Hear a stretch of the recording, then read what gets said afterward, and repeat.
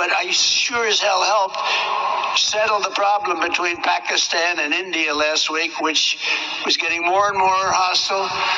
And all of a sudden you'll start seeing missiles of a different type. And we got it settled. नमस्कार दोस्तों, welcome to our channel. मैं हूं हरवीर सिंह। और recently जो अभी Trump साहब का आप वो देख रहे होंगे कि वीडियो स्टेटमेंट देखा, जो कि सऊदी अरब के दौरे पे थे, तो उन्होंने साफ मना किया, अपने बयान से खुद ही पलट गए कि मैंने जो मध्यस्थता नहीं कराई, मैंने सिर्फ उनकी मदद की थी।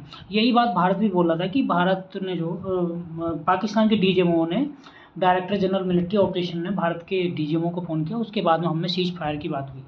तो पहले बड़ी बड़ी डींग हाँकने वाले डोनाल्ड ट्रंप अपने बयान से जो खुद ही पलट गए। पहले क्रेडिट लेने की बैठे, मतलब वो ये बड़े बड़े बोल रहे हैं, मतलब ये चीज़ें क्रेडिट लेने के मामले में कुछ ही बोल बैठते हैं, कोई पता ही नहीं क्या बोल रहे हैं, कुछ मतलब खुद ही नहीं सोचते कि बोलना क्या है। तो ये सारी चीज़ें कभी कभी ऐसी चीज़ें भूल जाते हैं, जो कि इनको काफ़ी ट्रोल किया था मीडिया में भी। तो डोनाल्ड ट्रंप ने जो है तो रिसेंटली आप देख रहे होंगे कि ये डोनाल्ड ट्रंप ने जो ट्वीट करके खुद बताया था कि मैंने जो मेडिएशन कराया और क्रेडिट लिया था इस चीज़ का, उसके बाद में अभी वीडियो में आपने देखा कि पलट गए उससे। तो ये सारी चीज़ें थी। तो अमेरिका के जो राष्ट्रपति डोनाल्ड ट्रंप पे नहीं भरोसा किया जाए। क्या अमेरिका भारत की तरक्की से जलता है, ये हमें जानना बहुत ज़रूरी है, क्योंकि रिसेंटली अभी जो टिम कुक हैं, मतलब एप्पल के सीईओ हैं, डोनाल्ड ट्रंप ने साफ बोला कि जो मेरे मित्र जो मतलब टिम कुक भारत में इन्वेस्ट ना करें। भारत ऑलरेडी टैरिफ से मतलब जूझा हुआ है, उस पर टैरिफ लगे हुए हैं। वो अगर इन्वेस्ट करना है तो अमेरिका में करें। तो ये वाली बात बोली है। तो अमेरिका पे अब कोई ज़्यादा मतलब अमेरिका पहले से ही भारत की तरक्की से जलता है, और भारत जो चौथे नंबर की जो है इकॉनमी बनने जा रहा है, 5th नंबर की, जो भी करंट में है। तो ये भी एक बात है। और दूसरी बात ये है कि अमेरिका नहीं चाहता कि हमारे कोई उसमें मतलब कंपटीशन में आगे आए। और भारत क्या है, सेना के मामले में भी, जो मिलिट्री पावर के मामले में 4th नंबर में है। और यही सारी चीज़ें। तो भारत जो तरक्की कर रहा है दिन प्रतिदिन, हर मामले में ग्रोथ कर रहा है, अपनी रैंकिंग को इम्प्रूव कर रहा है, वर्ल्ड हैप्पीनेस रिपोर्ट हो या फिर ह्यूमन डेवलपमेंट इंडेक्स हो, सब में मतलब भारत की जो रिपोर्ट्स है मतलब जो इम्प्रूव होती जा रही है फिर एवरी ईयर। तो ये ट्रंप को रास नहीं आ रहा है। तो ये ट्रंप ने जो टिम कुक से बोला कि जो भारत में इन्वेस्टमेंट करने से दूर रहें। देख सकते हो कि आईएमएफ ने प्रोजेक्ट किया है कि इंडिया जो है 4th लार्जेस्ट इकोनॉमी बन जाएगी 2025 तक। करंट जो है मतलब उसको पछाड़ते हुए अभी पहले नंबर पे यूनाइटेड स्टेट है, जिसका 30 जीडीपी जिसका कितना है 30,507 बिलियन डॉलर्स की है। चाइना की 19 बिलियन डॉलर 19,231 से। और उसके बाद में जर्मनी की 4744 बिलियन डॉलर्स है। इसी प्रकार से 3 लार्जेस्ट इकोनॉमी के बाद में भारत जो 4थे नंबर पर आ जाएगी, अगर भारत इस तरीके से प्रोग्रेस करता रहा तो ये सारी चीज़ें हैं। ये जो एक बिग डील है, यूएस चाइना ट्रेड डील्स हुई थी, जो इसका भारत पे इम्प्लीकेशन पड़ेगा। पहले ट्रंप साहब ने बहुत सारे जो टैरिफ लगा दिए थे चाइना पे भी और भारत पे भी लगाए थे। 26% भारत पे भी लगाया था। और चाइना के सामान पे जो अगर अमेरिका में बिकेगा तो उस पर बहुत चाइनीज़ गुड्स पे 145% टैरिफ लगाए थे। ठीक है, उसके बाद में वो 30% पर आ गए, कट करके 30% आ गए चाइना ने। जबकि उसके रेसिप्रोकल यानी उसके जवाब में अमेरिका की जो इम्पोर्ट्स जो करते हैं उस पर 125% टैरिफ लगाया था। उसके बाद में उसको 10%। तो चाइना में और यूएसए में जो ट्रेड डील्स हो गई, मतलब जो तो मतलब जो टैरिफ जो लगाए थे उसके टैरिफ के ऊपर जो डील्स हो गई, समझौता हो गया, दोनों ने अपने टैरिफ जो कट कर दिए हैं। India only option on the IMF fund to the Pak was the westerning from board.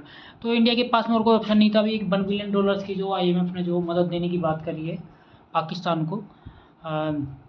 हालांकि पाकिस्तान की हालत वैसे ही ख़राब है, मतलब जो टूटने वाला देश है, तो रिसेंटली टूटने वाला है। बलूचिस्तान इससे अलग हो जाएगा आने वाले साल 1.5 साल में, आपको ये न्यूज़ देखने को मिलेगी। तो यहाँ पे जो आप देख सकते हैं कि जो यूएसए क्या 16.49 मतलब क्या रखता है, वोटिंग पावर रखता है 16.49। ठीक है, जो आप देख पा रहे होगे। ठीक है, इसी प्रकार से जो जापान से है उसके पास में 16.14% है। 16.14%, और चाइना के पास में 6.08%। तो ये जो वोटिंग राइट्स मिलता है, परसेंटेज जो मिलता है, वोटिंग परसेंटेज, ये इकोनॉमी के आधार पर मिलता है। तो इंडिया को 3.05% मिला हुआ, जैसे कि भूटान को, श्रीलंका को, स्वयं बांग्लादेश को मिला हुआ है। तो इंडिया को भी सेम यही मिला हुआ है, ठीक है। तो जबकि इसका जो यूज है, पाकिस्तान जो है 2.4 बिलियंस की डील्स हुई थी, मतलब जो जिसमें पाकिस्तान को $1 बिलियन दिया गया। जापान ने और मतलब अमेरिका ने और जर्मनी ने इसका क्या किया, सपोर्ट भी किया है, ठीक है। ये इसमें 190 कंट्री होती है IMF में, इंटरनेशनल मॉनेटरी फंड है। तो ये जिसको किसी की इकोनॉमी जो डाउन जाती है, बहुत सारी इसी कंडीशंस में जो लोन प्रोवाइड कराता है कंट्री को।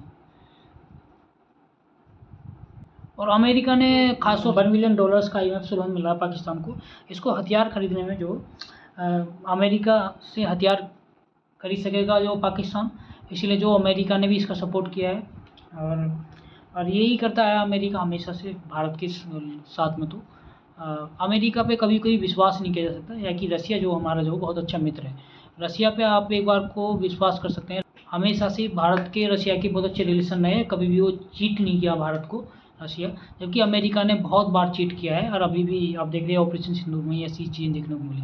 दोस्तों, पाकिस्तान की वैसे भी हालत ख़राब है। बलूचिस्तान जो है, जो 34% की समथिंग हिस्सा है जो पाकिस्तान का, जिसकी राजधानी क्वेटा थी, वो टूटने की कगार पे है। बलूचिस्तान लिबरेशन आर्मी ने क्या कर दिया, आज़ाद घोषित कर दिया है, बलूच नेता ने जो इसको।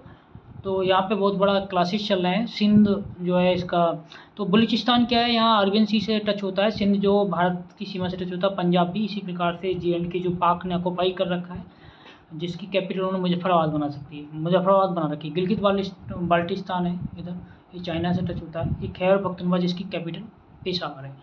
तो आने वाले साल 1.5 साल में जो मतलब जो अभी उन्होंने इंडिपेंडेंस तो कर दी है, और जो है बलूचों ने ये भी बोला है कि भारत में जो वो एम्बेसी खोलेंगे अपनी, और भारत हमारा सहयोग करे, यूनाइटेड नेशन हमारा सहयोग करे। उन्होंने बहुत दरख्वास्त भी की इसके बारे में।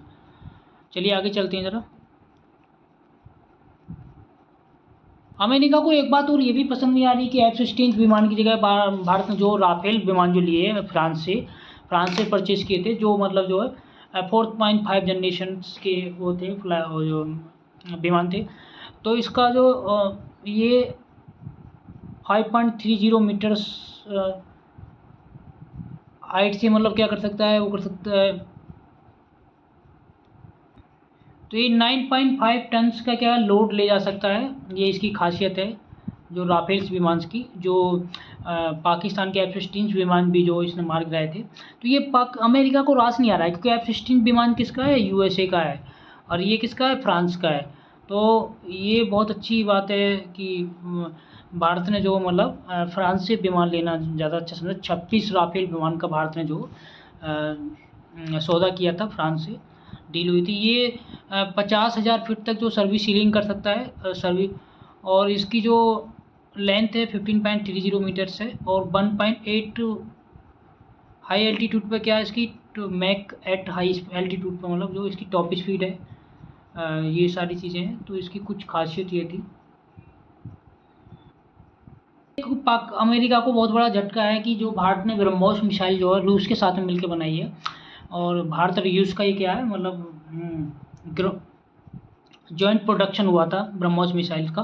तो इसकी जो मैक्सिमम रेंज कितनी है, 400 किलोमीटर तक है, और जो इसकी वेलोसिटी है वो मैक है 2.8, और वेट कितना 2.5 टन है इसके बीच में। बार हेड मास कितना 200 से 300 kg मास ले सकती है। क्रूज मिसाइल्स बोल सकते हैं इसको, 15 किलोमीटर मीटर। तो ये क्या है, जो भारत की जो ब्रह्मोस मिसाइल्स है वो INS विक्रांत, INS जो राजपूत है वहाँ पे लगा हुआ है नेवी में, तो उस पर मतलब सेटअप कर रखे हैं ब्रह्मोस मिसाइल। जब भी कोई दुश्मन देश यानी पाकिस्तान या चाइना भारत पे हमला करते हैं तो उनको जवाबी कार्रवाई की जाएगी, ठीक है। तो ये चीज़ थी इसकी, कुछ हाई सुपरसोनिक स्पीड है, और मतलब फ्लाइट्स के थ्रू भी रहती है। मोर वेलोसिटी है 2.5 to 3 टाइम्स फ्लाइट की रेंज से क्या होती है, मतलब इसकी तेज स्पीड रहती है, 3.4 टाइम्स मोर सीकर रेंज रहती है, 9 टाइम्स मोर काइनेटिक एनर्जी है। तो long flight range varies from the flight trajectory होती है हाई। तो ये है बहुत। और अमेरिका को ये भी है कि भारत ने के जो DRDO ने जो आकाश मिसाइल जो है इंडिया की जो first homemade supersonic air defence system जो है बनाई थी। आकाश क्या भारत की first homemade medium range missile है, जिसमें भारत जो और देशों को भी जो क्या कर रहा है एक्सपोर्ट कर रहा है इसको। तो इससे भी वो भारत डिफेंड कर सकता है काफ़ी बड़ा टारगेट से। अब ये भारत ने S-400 जो भारत के पास में एयर डिफेंस सिस्टम जो कि रशिया से लिया गया है, और इसकी कुछ खासियत है 400 किलोमीटर की रेंज में कोई भी मिसाइल को क्या कर सकता है इंटरसेप्टेड कर सकता है, यानी मार के गिरा सकता है। इसी प्रकार से भारत को रशिया ने ऑफर दिया है कि S-500 बनाने के लिए भारत रशिया क्या जॉइंट प्रोडक्शन करेंगे S-500 का आने वाले टाइम में। और इन्होंने तो अपना मिसाइल सिस्टम जो टारगेटेड क्या कर लिया, सक्सेसफुली हिट्स कर दिया है, इनके पास में खुद ऑलरेडी मौजूद है और ऑफर भी दिया है रशिया ने। तो ये सारी चीज़ें हैं। और ये 7 डेलीगेशन है, पार्टी डेलीगेशन, जो वर्ल्ड कैपिटल्स को इंगेज करने के लिए ऑपरेशन सिंदूर को बताने के लिए दुनिया भर के देशों में जाएगा।